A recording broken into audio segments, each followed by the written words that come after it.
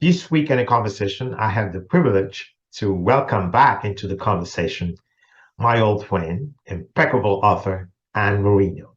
She's joining me from Northern California, and we're going to be talking about her different projects. But before we get into our beautiful, candid conversation between me and Anne, I just want to tell everyone I'm so excited. I'm so happy to let you know that the long awaited novel, my novel, Bittersweet Memories of Last Spring, is now available everywhere for every reader to get his hand on it. So I'm so excited. It's a story of an immigrant who comes to the United States and working to create its own niche. So, wonderful story.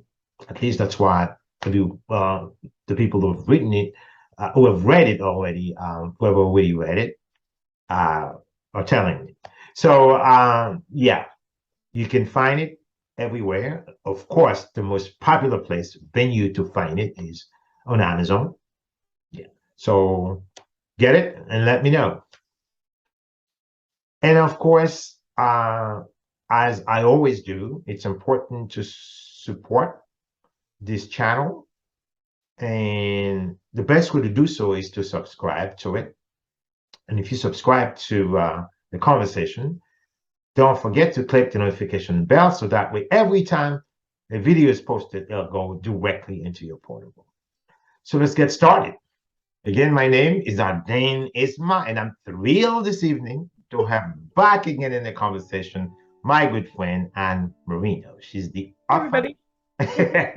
of an impressive novel titled Oxmoor, a story of vampire and fairy, which was wonderfully. I devoured that story when I read it last time, and I'm so excited to have Anne again in the conversation. Welcome, Anne, in the conversation. Oh, thank you. It's always a delight to talk to you, Dr. Isma. It's always a little sanctuary of excellent thinking and creativity. A pleasure Exactly. to be here. Thank you. So I just mentioned Oxmoor. So where are we? And do we have like a follow-up with Robin Dashwood again as being the protagonist? I have finished the second book. It's with my publishers now in Okay. that horrible pre-publication stage where it's going through all of the machinations that it takes to actually get out. I think it's a good story. It's quite Can't different. wait. Oh, I'm glad. Oh, that's thrill. It's always thrilling when somebody actually wants to read it. Um, I think it's kind of an interesting story. It's a little Ah, bit different from the first one. The first one, as you know, was kind of big and epic, yeah, lots of sort of time traveling and all kinds of right. stuff. And this one is a little bit more intimate. It's a little bit more life with the London vampires. And there's sort of a series of really brutal murders that are going on. And Wow. the English government that has just become aware that there's sort of a subgenre existing amongst humans Okay. aren't too thrilled. So it's all about how Robin Dashwood has to solve the mystery Okay. and hopefully keep the English government from doing drastic things to perfectly well-meaning vampires living in London. So that's It's what we're reading. interesting. And that's the great escapism that I would love to get myself into. It's a beautiful escape, from this reality, but also you can still see the actual world that we live in. And Ein's beautifully, carefully, crafted prose. And I Oh, think thank that most of readers really follow you just like me, it's just like the prose is impeccable and I like it. So now you. Robin Dashwood is back again. Yes. So So and the same mission, right? yes, I mean, I think he actually, if I'm not giving anything away, No, no, but no, no, he decides take on the role of king of the vampires, king of the British vampires, and so he's become kind of an administrator, something he's kind of used to since he was a faculty member of NYU. So he kind of takes that on, and that's kind of thrusts him into this liaison that he has to be with the British government and the prime minister and his sort of men in gray that help make drastic decisions about things. So it's good fun, I think. Let me ask you something. So, as a fantasy writer, so I know you have to walk a thin blue line between human reality and the surreal world that you are building. So, how difficult is it for a fantasy writer to master what we call that skill building? That's a really interesting question. I think the ones that write completely different universes, and by that I mean somebody like Tolkien, who invents this entire world, the Middle Earth, and all these other things. I think that's a vastly more complicated process than mine. Mine is I have to kind of do this little sub shadow world that kind of exists alongside humans, which makes my job a lot simpler because I've got the structure of history and the present world that I can lean on in ways that let's say the genuine fantasy writer who writes completely other universes doesn't have. They have to invent that whole structure. So again, I tip my hat to them. They're very crafty individuals. I have it a lot easier. I get to kind of see, here's where we're at. Here's, let's say, the UK 2022. Here's this little world that exists kind of under the surface. So I borrow a lot, so it's good. Okay. So you said that we are in the early stage of the publication process. Right. They are busy actually trying to get Hawksmoor, the first novel, sold to the film industry. So that's their big push right now, is to try to get it with Netflix or Amazon or something like that. Wow. Fingers crossed, my friend. Yes. And this is gonna be just one big win if that, this goes through. One big win for our community. It would be, wouldn't it be fantastic? Yes. It certainly would allow me to be essentially a retired person, which would be hang up those ballet teacher shoes at last.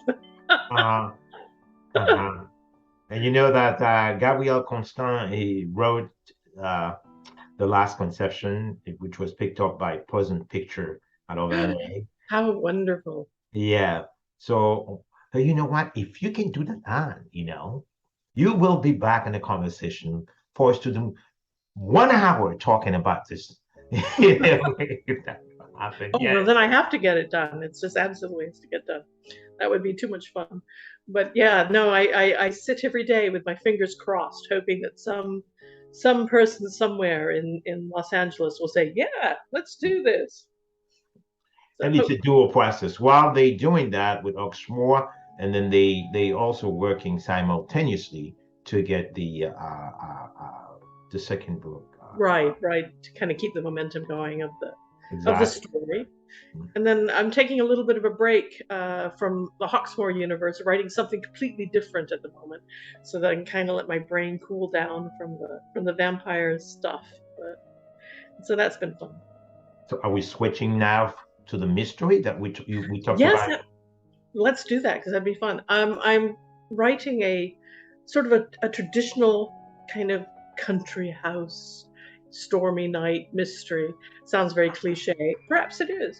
But it's sort of set in 1920, and it's at a sort of the great country house. Right. And it kind of involves the reparation committee's work after World War One. And as you recall from your vast knowledge, that the reparations committee was when they decided basically how much Germany was going to have to kick in after World War One. And so I wanted to, it sounds like sort of a fascinating milieu to sort of put a couple of murders in. So that's basically the story. That's interesting. With these historical dose into it, I can't wait to read it because, I'm passionate when it comes to history and I'm pretty sure this one also, this historical flavor that's in it will drive a lot of historical fiction Right. writers into the story too.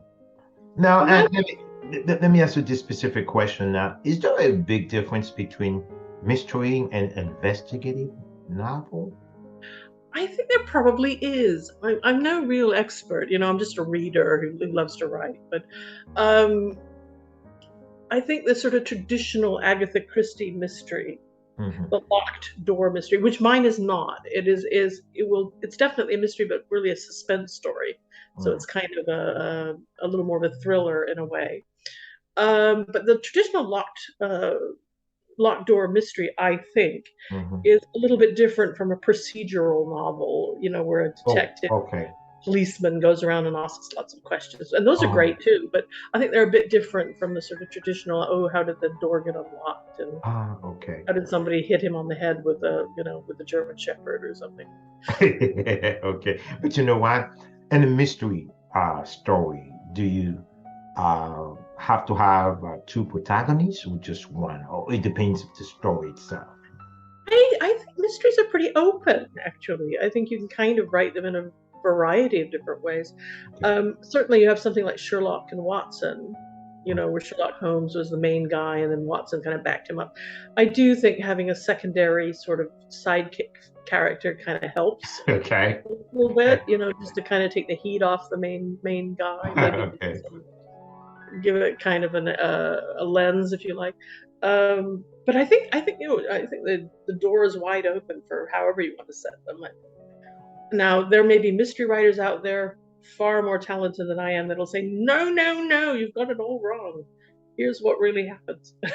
But in my So, opinion, so this project is in its infancy, or are you midway through the project?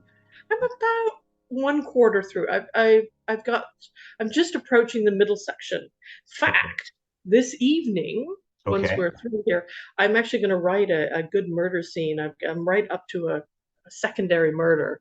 So I'm going to write that this evening. And that will take us headlong into the middle section, which, as you know, as an author yourself, the Mm. middle section can be a bit deadly. You can, Tell me it about can it. go terribly, terribly wrong in the middle Tell me about section. it. And you know what? What's so very sad in my story? It's a sequel, by the way, and the story ends with a terrible cliffhanger. Which forces people to want to know what's going to happen next. And all of a sudden, most of my readers are calling me or writing me, wanting the second book Right. was the biggest mistake that I made. I should have published them both all at once, and I just didn't know. But I'm making all the due diligence to have it released. I would say last week of November or the first week of December. So that way, it wouldn't be too far apart, the timeline. And people can always buy it for the holidays to have a good time going out on vacation. Absolutely. And we do both thing, yeah. Well, I don't think there's anything wrong with making your fans wait a bit. Really? Whet their appetite, make them sit a little bit, make them hang out, make them really want it, then you give it to them. I think you did it just right. My wife, who's my biggest fan, she's trying to sneak on me at night, trying to know what's going on in the set, you know. Can't believe she's doing this. Well, see, she's got first-hand information. Yeah. Well, so that's good. So this wonderful new book is actually a sort of sequel.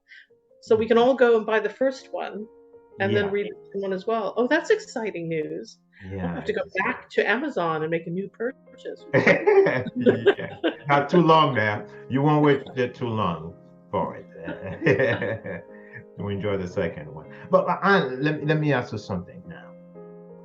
When you just mentioned that this evening you'll be writing a very good portion, an interesting part of the story, is that how you'll have it, finding the inspiration to be more vivid, more profound, uh, when writing, I would say you're not a night owl, but when you're writing at night, so to speak?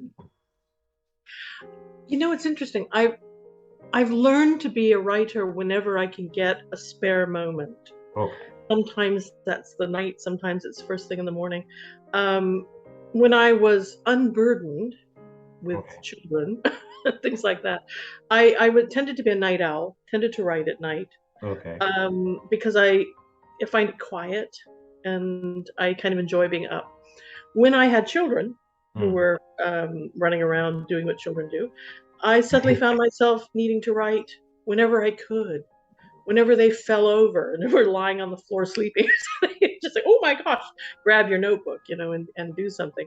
Um, and so I got in the habit of just sort of writing whenever I managed, could manage to find a little bit of time.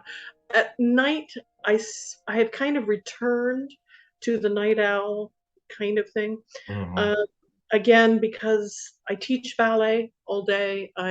You still I do. Oh God, yes, yeah. There I am teaching pliés after all these years. Um, and so when I'm wrapped up and finished, I come home. I, you know, Mhm. manage to get my husband some conversation, and then I head off to. I'm sure the same with you and your lovely wife. Same. We have a little bit of conversation, then I head off to try and get the next murder written. Right. Now, I remember, and during our last conversation, you said something extremely important to me. You said that you don't have to be a prolific writer, you just need to be a consistent writer. So, which means Absolutely. you, when you explain that, you said, uh, you write whenever or wherever you can. Okay. So, I took that, to heart when you say that. Because I saw myself into it. Sometimes I write uh, because of the fact that at the moment I feel it's necessary to pick up the pen. Otherwise, I'll lose it because I'm dealing with multi at one time. So you think, and this is pretty strategic for any writer? I, it's interesting. I say that a lot, don't I? I remember my mother telling. My father was a writer. I think we talked about this Right. last time. And he was an incredibly consistent writer. If he said, "Oh, I'm going to write a novel about the cavalry in Burma or something," that novel was written 6 months later. He just sat down and he'd write the wretched thing. Um, and I remember my mother saying to me that one of his first books, which was actually not a novel, it was a serious book of sort of about classical philosophy and its implications for the modern political world, called Reason and Rebellion, and an informal history of ideas. And I remember her saying, well, your father wrote the best chapter in that book while he was sitting in a car repair shop waiting for tires to be put on the car. Mhm. He just sat with a notebook in his lap and had some time, so he wrote this fantastic chapter that was much quoted and thought about. And I've always held that to me, that kind of idea that you could be that kind of writer, Mhm. that you just get the job done. You are able to find an hour and you sit and you get something accomplished. And That's I thought, well, that's the way I want to be as well. So I've always kind of followed that. How do you feel like when a day goes by and you didn't get to do anything, Anne? How do you feel? Well, gosh, they happen, don't they? I mean, Yes. it happens to me all the time. I might have a gruesome double murder plan that I don't get to because Get to it. I've gotten yanked away to teach an extra ballet class for someone, or the dog is sick, or the son needs to be picked up somewhere. So it does happen. I mean, and you just have to kind of shrug your shoulders and say, well, I'll pick it up again tomorrow. That's all you can do. I don't believe in beating yourself up over that stuff. I think there are professional writers, very famous ones, that have been a little snotty about this kind of stuff, to young writers, saying, well, if you don't write every day, you're not a real writer, and all this Mm. claptrap. It's absolutely untrue. Everybody has their own way of working. You just have to figure out what yours is and do the best you can. You know what? I remember years ago, one of the contemporary famous writers from the Caribbean side, when you are being recognized or you have signed with a big name publishing house, you are required to publish something, to write something, at least, if not in a yearly basis, but at least every 2 years you have to publish something. How do you feel when an author is being pressured so much to write? Don't you think that it demeans or cheapens the value of literature? Well, I'm kind of a bit divided on it. I mean, let's figure out that if Random House gives me $1 million and wants to write something in 2 years, I'm going to write that thing in 2 years. I'll get it done. But the fact is, most of us, the great majority of us, write not for, we would love it, of course. How many of us would love to have more financial remuneration for what we do? But most of us don't sort of make a living of it, where we have our palatial ranch in northern Arizona or something and sit there and write our one novel a year or whatever it is. But there are writers for which the publishing world has made that something that they can do. And I think for the rest of us, we have to continue to follow our creative spirit and our creative goals and our creative dreams any way we can. And if that means that we put out a novel once a year or every 2 years or whenever we can, that's good. I'm all for doing whatever it takes to get art and craft out there. And that will vary from one person to the next wildly depending on their life circumstances. That said, I would love to move into the position of being paid. All of us, right? Right. All of us would love to. Yeah. But I mean, sometimes the pressure to publish also can have an impact on really on the piece of art itself. Oh, definitely. Well, you know, it's interesting. I think we have a publishing world in which lots of books are published that I don't think people really want to read. Exactly. The books that I think the publishing house thinks are virtuous to publish, that they are sort of maybe highly new in their styles and maybe, but they just think that, oh, they've got to keep up with the fashion. So they publish things that I don't always think are particularly great novels, but they throw a lot of money at people and they publish these because they think they're kind of what's trending now and what's hip, and that good solid writers that write crafty stuff are often left behind, aren't offered these opportunities because they're not sort of deemed as fashionable at the moment, whatever fashionable means at this point in time.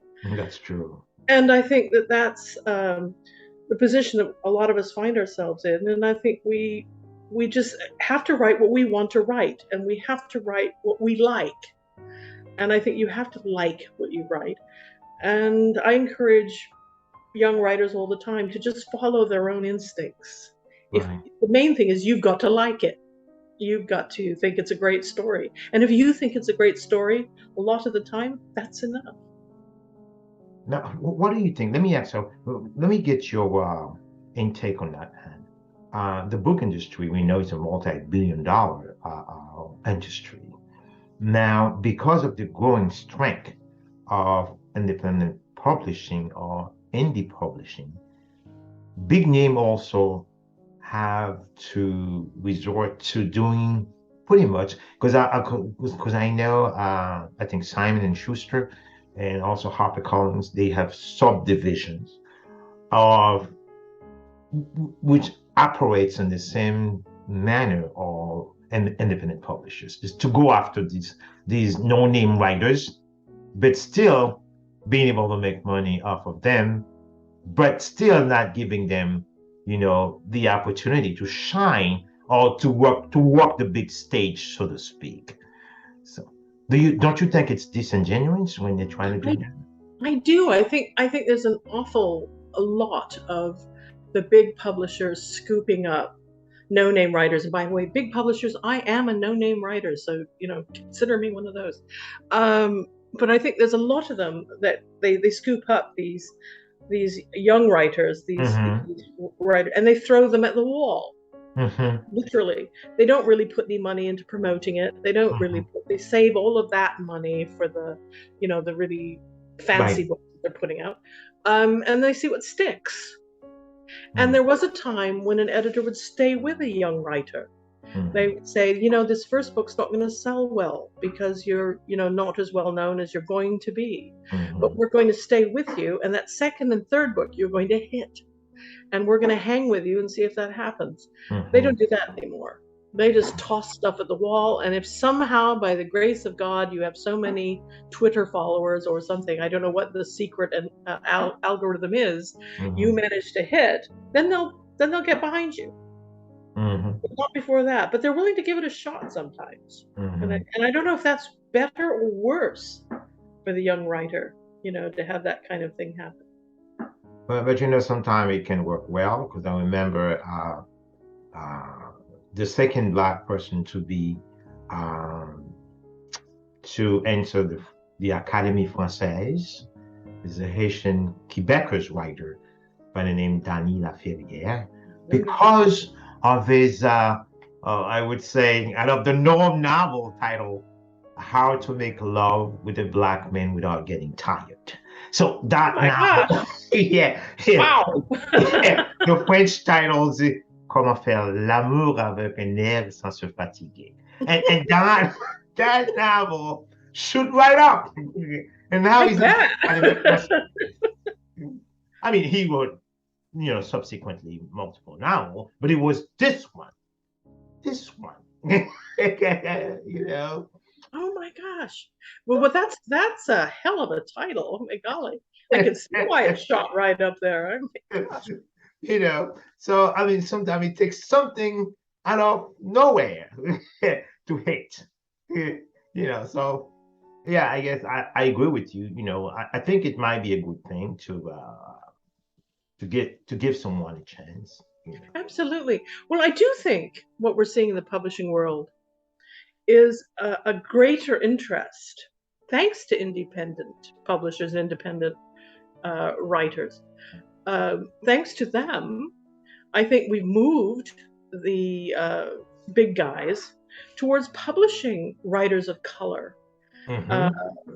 people with Mm-hmm. different gender orientations. Correct. This is Mm-hmm. all wonderful. I'm all for opening the barn doors. Right, every writer should have a shot, as long as, of course, they're competent and people want to Exactly. read. But I mean, when the work's good, let them all. Let everybody publish. I think it's fantastic. There's some aspects of publishing today I think is just brilliant, and that's one of them. And also to Everybody has a reinforce what you're shot. just saying, there's so many beautiful writings out there that are completely overlooked. I And know, isn't that interesting? I mean, I think we see that on the Twitter writing community. When I yes. look at some of there is one gentleman whose name, I wish I had the book in front of me. He wrote a book called Life of Maggot, and Mm-hmm. I'm trying to remember his name. I'm so sorry to the author of the Life of Maggot.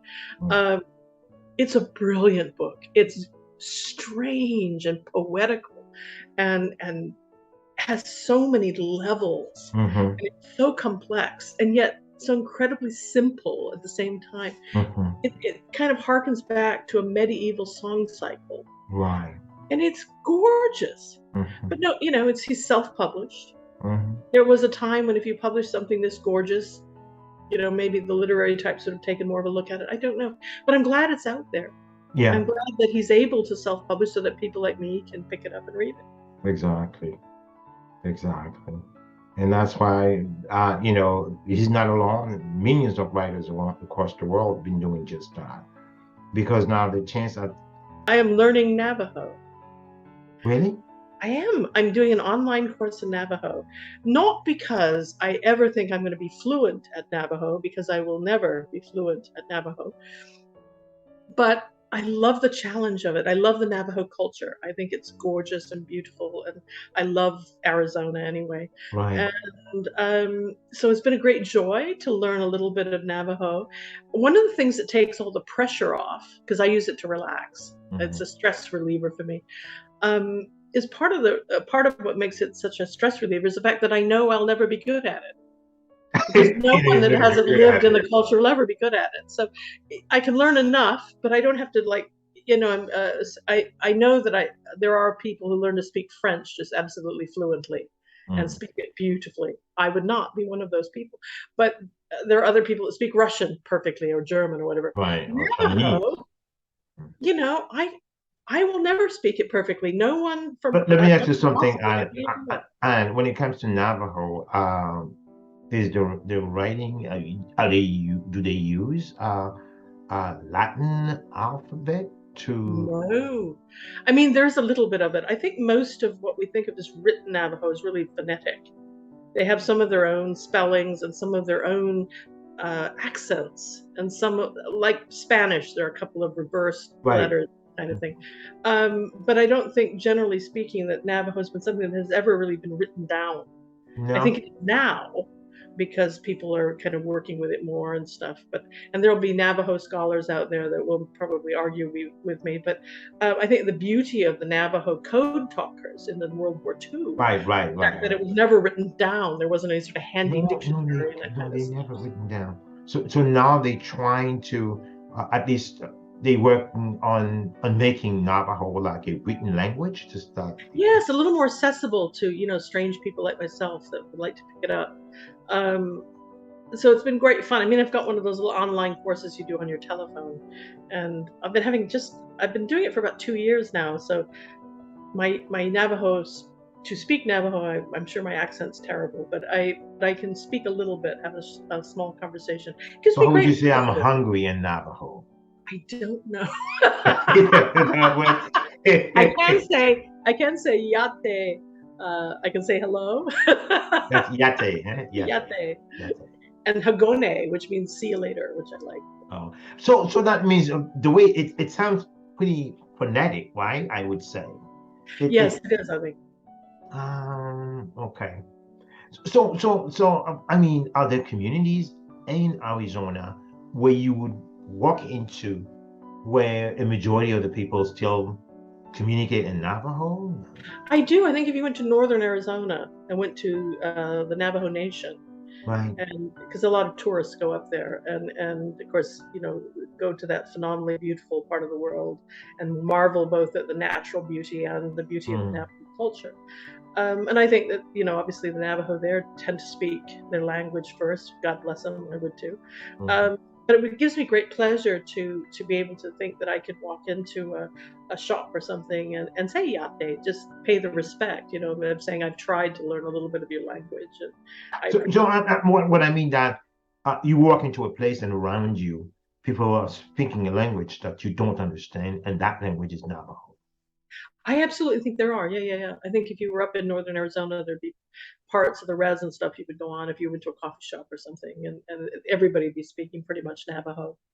That's interesting. And isn't that interesting? I just think it's great. I love That, it that's really interesting.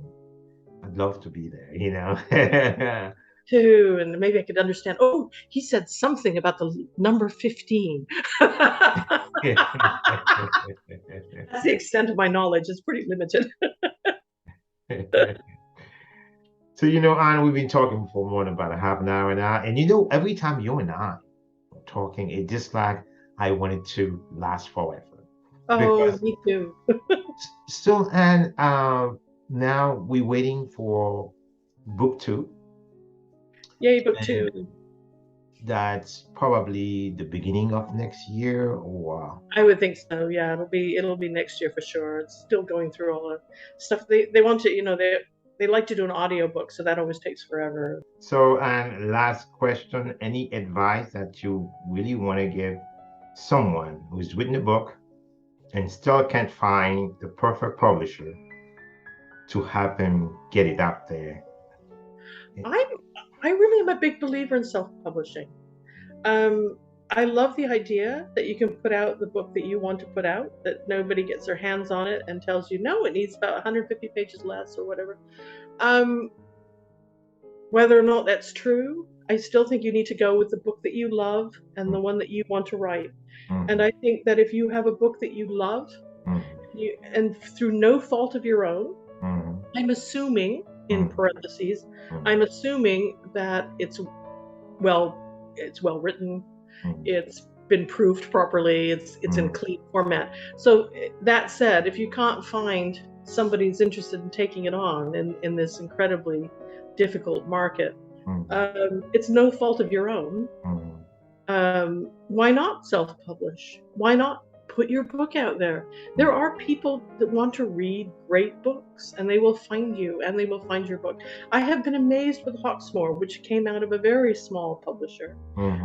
It's not like it ever came out of one of the big guys. People have found the book, and I'm always amazed and delighted and honored and humbled that somebody that I'm not related to or personally know has actually bought my book and read it. It's a tremendous feeling, an empowering feeling, and I think every writer should have that feeling. So I encourage them to go ahead and publish. Get it out there. So much, Anne. Yeah. It's always that powerful note. And on that note, I'm going to say it's been more than a pleasure to have once more my dear friend Anne Merino, impeccable author, in the conversation. Lovely. Always a joy, Dr. Isma.